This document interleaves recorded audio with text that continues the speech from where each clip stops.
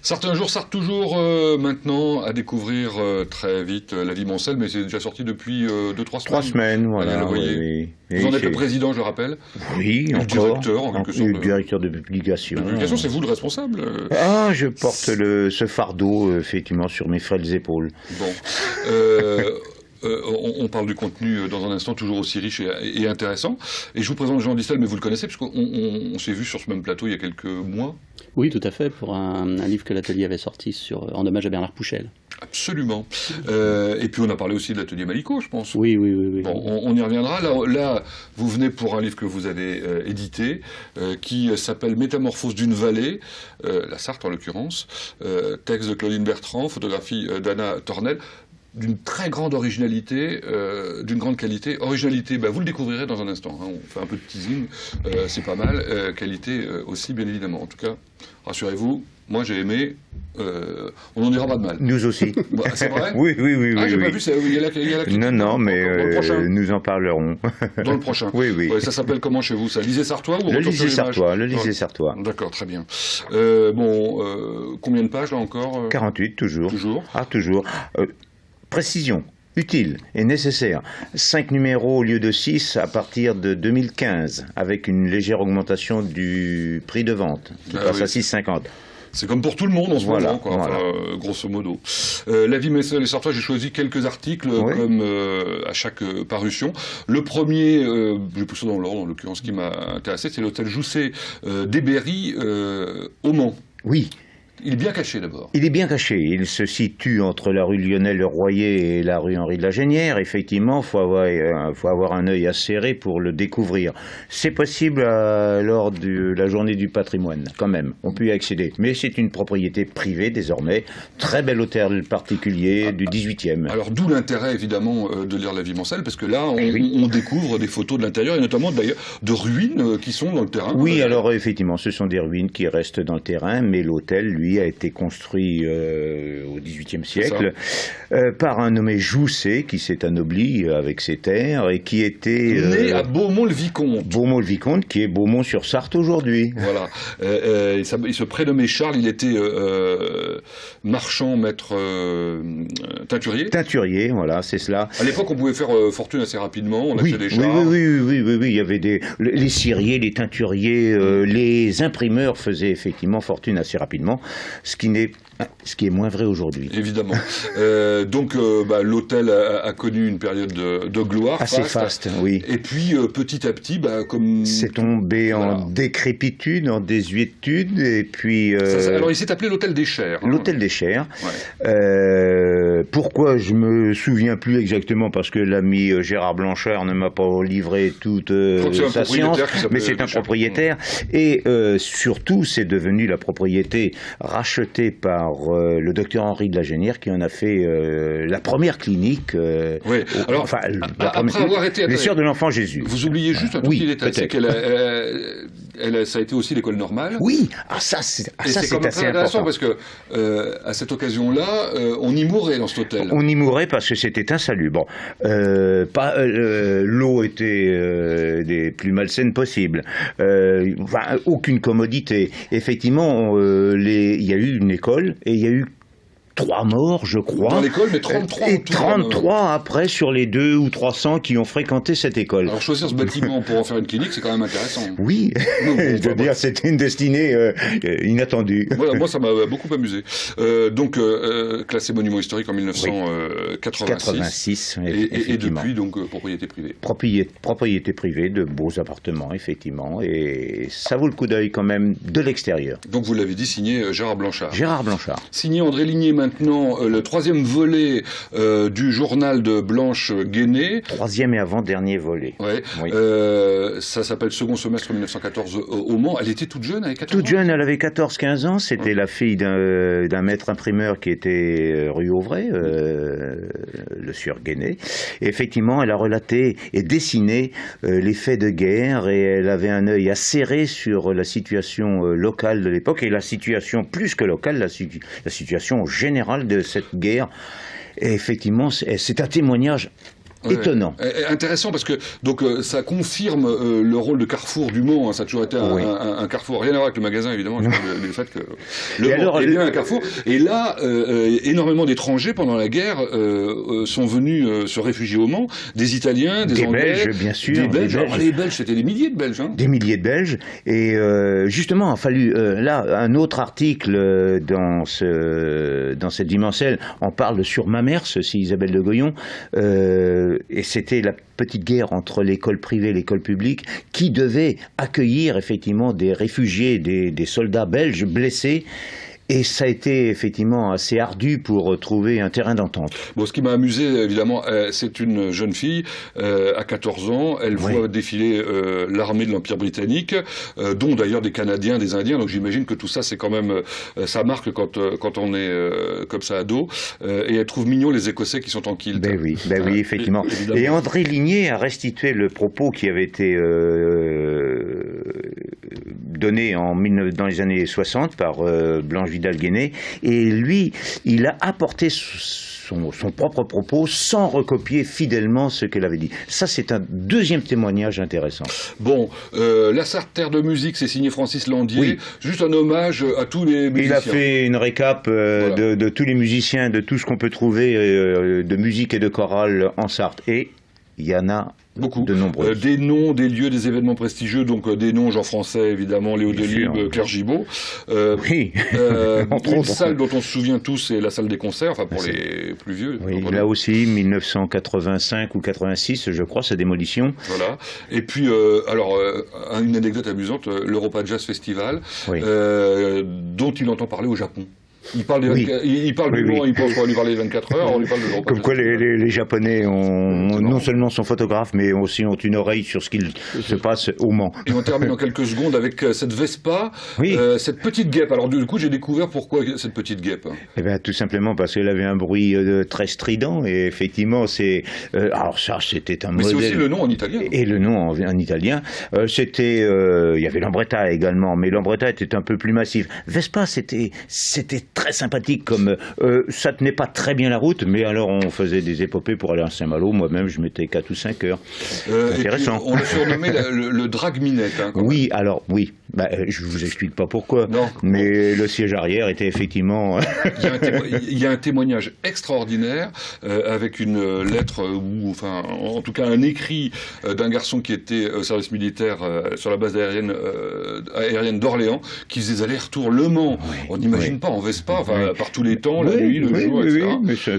Pour rejoindre sa dulcinée notamment. Oui, c'est Pierre Gallienne dont c'est Pierre Gallienne. Nous avons oublié de. Voilà, c'est lui. Oui, tout simplement. C'est un oubli de la rédaction d'avoir signalé le nom de l'auteur. Bon. Mea culpa. Bon.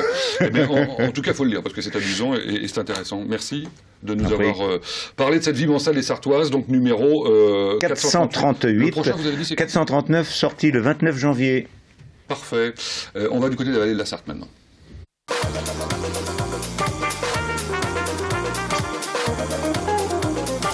Métamorphose d'une vallée Sarthe.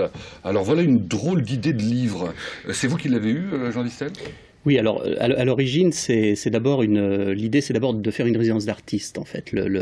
L'atelier Malicot avait dans ses statuts, en fait, dans ses objectifs, d'essayer autant que faire se peut de monter des résidences, pas tous les ans, mais enfin de manière périodique, pour accueillir un photographe, un écrivain, enfin bon... Pour ceux qui ne sauraient pas, on rappelle que l'atelier Malicot est à Sablé-sur-Sarthe, et qu'il s'agit, comme son nom l'indique, d'un atelier, mais de photographe qui s'appelait Joseph Malicot. Ouais, tout à fait. Donc aujourd'hui, c'est un lieu qu'on peut visiter, qui est ouvert au public, qui est ouvert à la visite. C'est aussi une association qui fait vivre ce lieu, aussi bien pour les visites que pour d'autres manifestations. On a participé à la fête de la musique avec une exposition d'un étudiant en photographie. Enfin, on a un certain nombre d'activités et donc cet été une résidence d'artiste. 3 semaines ? 3 semaines, voilà. 2 femmes, alors Claudine Bertrand et Anna Tornel. Comment vous l'avez connue, Claudine Bertrand, parce qu'elle nous vient quand même du Québec ? Eh bien, bon, d'abord, le fait qu'on n'ait pas respecté la parité, c'est tout à fait un hasard. Hein. Je veux dire, je suis pas plus féministe que ça. Faut pas. Bon, ça aurait pu être 2 hommes, ça aurait pu être. Non, c'est simplement qu'en fait, on a lancé le projet aussi bien sur Internet qu'un petit peu relayé par les journaux, et on a eu des réponses, dont notamment une écrivaine, hein, puisqu'on va dire écrivaine, canadienne, qui en fait a été intéressée par le projet, tout simplement parce qu'elle s'est aperçue qu'elle avait des racines dans le Nord-Sarthe. Donc elle s'est dit, bon, joignons l'utile à l'agréable. Et, le Sud-Sarthe n'est pas le Nord-Sarthe non plus. Hein. Voilà. Non mais bon, comme il n'y avait pas de résidence en Nord-Sarthe, elle est venue en Sud-Sarthe. Voilà. Et Anna Tornel, parce que j'imagine que dès le départ, vous avez proposé d'utiliser un procédé photographique différent du procédé classique pour réaliser cet ouvrage ? Non. Ah bon ? Non, on n'a pas. Non. Ça, c'était pas prévu au départ. C'est-à-dire que ça, c'est la conséquence des propositions qu'on a eues, et celle-là nous a paru plus intéressante. Enfin, elle a été retenue par l'association parce qu'elle nous paraissait justement plus en adéquation avec l'histoire, et que Anna Tornel a aussi profité un petit peu du fait que il y avait cet atelier ancien pour proposer un sujet qui lui tient à cœur, puisqu'elle fait de la photo ancienne depuis déjà plusieurs années. Alors vous allez découvrir, pendant qu'on parle, quelques photos extraites de cet ouvrage. Alors, c'est quoi de la photographie ancienne ? En l'occurrence, je parlais, c'est toute l'originalité du livre, bien évidemment, d'un procédé photographique que plus personne n'utilise. Alors, il a été légèrement modernisé, cela dit. Hein. Voilà, c'est-à-dire que le procédé qu'on peut rapprocher de ce qu'on appelait dans les années 1850-1860 le ferrotype, en fait, est un procédé. Alors, vraiment, quand on parle de photos anciennes, en réalité, on devrait parler de procédés anciens, puisque les photos sont des photos d'aujourd'hui, hein, de la période de la résidence. Mais par contre, le procédé, lui, est un procédé dit ferrotype. Le schéma, c'est assez simple, hein, pour ne pas trop embêter les gens avec de la technique. On a une chimie qui est à base de collodion, et on enduit sur une plaque d'aluminium. À l'origine, c'était une plaque de fer. À l'origine, on enduisait une plaque de fer. Et pour que le procédé, qui est en fait un procédé à l'origine négatif, pour que le procédé apparaisse comme un procédé positif, c'est-à-dire que les photos apparaissent comme des positifs, on a auparavant recouvert la plaque de fer ou la plaque d'aluminium d'une peinture noire. Voilà. Alors, ce qui est intéressant, en plus dans la manière dont vous l'avez traité, c'est que les photos, vous les avez laissées telles qu'elles sortent, c'est-à-dire qu'elles sont inversées par rapport à la réalité, hein, on est bien d'accord, et vous ne les avez pas recadrées. On n'a pas recadré. C'est-à-dire qu'on a les bords... on a les photos... Au format qui a été celui utilisé par Anna Tornel, c'est-à-dire le 18-24, qui est un format relativement peu utilisé d'ailleurs avec ce type de plaque photo, et voilà, sans telles qu'elles ont été et telles qu'elles sont visibles actuellement à l'Office de tourisme du Pays de Sablé. Alors pourquoi on a des photos qui sont dans les bleutés, d'autres qui sont dans des gris magnifiques d'ailleurs, d'autres dans des sépias, c'est dû à quoi ? Alors ça, c'est la réaction à la fois de l'argent sur la plaque et de la chimie, en fait. Hein. Le photographe ne maîtrise pas vraiment en fait le résultat. C'est un procédé qui se fait en fait. Anna avait une camionnette, hein, une petite voiture dans laquelle elle avait son laboratoire. Elle préparait ses plaques, elle faisait les photos et elle développait. C'est de la cuisine. Non, c'est de la folie parce que ça devait être terriblement compliqué à installer, etc. Et alors on a des portraits absolument magnifiques. On a cette Anglaise sur le pont d'Asnières avec son enfant à Hébras. On voit d'ailleurs que l'enfant bouge. Hein. Voilà. Oui, parce qu'on est sur des pauses environ, en extérieur, on est sur des pauses d'1 seconde. Donc c'est vrai qu'autant les adultes, on arrivait à les faire tenir en place, les enfants, quand ça bouge, ça bouge. Alors on est d'accord que ça n'est pas du tout un ouvrage nostalgique. Ce sont bien des photos d'aujourd'hui. On a même des tracteurs agricoles. On a la ligne LGV. Voilà, le futur centre de ressources à Asnières, des choses vraiment. C'est ce que Anna Tornel a vu de la vallée. Alors au regard aussi, malgré tout, du travail de Malico, c'est-à-dire qu'elle a essayé de voir aussi comment la vallée de la Sarthe était au début du XXe siècle. Et elle s'est inspirée de certains sujets, notamment Malico a photographié l'entreprise. Elle a voulu photographier l'entreprise à sa manière. Voilà. Alors vous parlez d'inspiration. Clairement, il y a deux inspirations. Il y a pour le texte Reverdy, pour l'image Maliko. On est en permanence entre Reverdy et Maliko dans les textes de Claudine Bertrand. Et notamment, on est beaucoup du côté de Solesmes, parce que évidemment Reverdy habitait Solesmes. Sa veuve est décédée il n'y a pas si longtemps que ça, en fait. Oui. Alors ça, c'est pas un choix qui a été imposé par l'association. Hein, ça s'est fait, ça s'est fait tout naturellement parce que Claudine Bertrand a quand même publié, les gens verront dans sa biographie, un certain nombre d'ouvrages sur la poésie. Et ce qu'il faut savoir, c'est que vu du Canada, Reverdy est un monstre sacré de la poésie. Ah oui. Hein, ah oui, complètement. Reverdy est vraiment le personnage de la poésie en France, qui est étudié à l'Université de Montréal. Donc vraiment, il fallait qu'elle en parle. Alors, une autre manière de parler et de découvrir la vallée de la Sarthe, c'est une balade, quelque chose d'assez... c'est vraiment très, très, très, très agréable, très sympa. J'allais dire, c'est de l'impressionnisme, d'une certaine manière, par petites touches comme ça. On découvre, alors je l'ai dit, des personnes. Il est affaire de rencontres, de sentiments, d'impressions. Et c'est très, très agréable à lire. Se laisser bercer en quelque sorte par le rythme que nous proposent les deux auteurs en quelque sorte, puisque la photographe et l'écrivaine. Bon, on n'a pas le temps de tout dire parce que c'est comme ça. Tant pis, vous découvrirez la boule de Fort vue par une Québécoise, les aristocrates vus par une Québécoise aussi. Là, je parle d'Aubert évidemment. C'est évidemment sympa. Les relations Picasso-Reverdy, la balade en deux chevaux, ça l'amuse beaucoup, évidemment. Et puis vous apprendrez également pourquoi Malicorne est devenu Malicorne en quelque sorte. Enfin, en tout cas pour son nom.